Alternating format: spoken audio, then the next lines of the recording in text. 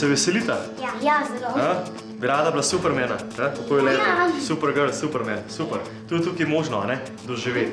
Ko bo treba iti v vetrovnik noter, bodo stopila na rok vrat, takole noge malo narazen, roke data gor, boke ven, pa glavo gor. Kaj gor pogledamo, Lena? Krdemo, moramo trenirati. Kako pa ta vetrovnik sploh deluje?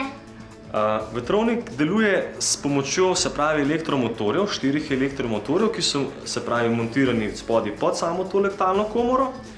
Z 1 megawatt moči električne, to je veliko, proizvajajo ti elektromotorji veter do 220 km/h skozi to letalno komoro.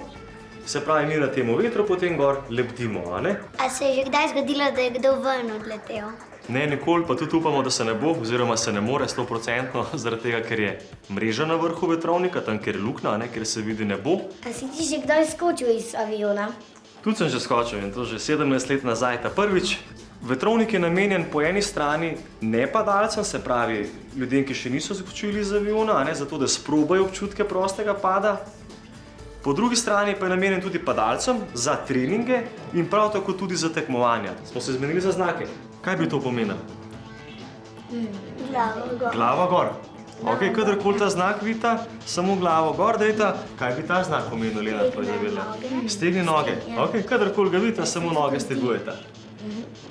Zelo težko, kontra. Pokrči noge, stegni. Pokrči noge in še zadnji znak, da se smejimo, da smo mehki, da smo sproščeni. Prav? Kombinezoni so. Čelade. In gremo leteti.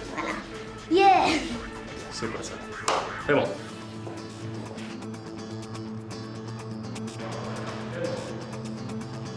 Levo. Takole. Ste pripravljena? Ja. Se veselita? Ja.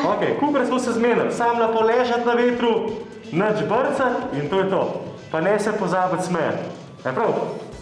Petka. Super.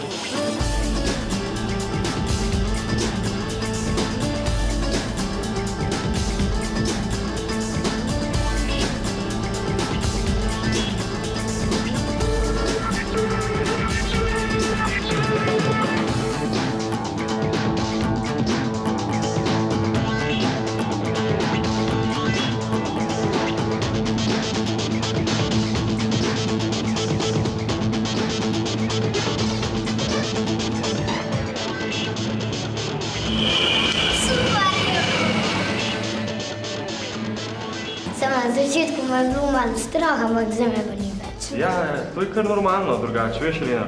Zato, ker je noter vetrovno, nismo navajeni na to in veliko takole otrok pa to, ko gre noter ta prvo minuto, pa se malo strašijo pa tako, ampak pa naslednjo minuto, 2, 3, se vrnejo pa vsi zletijo.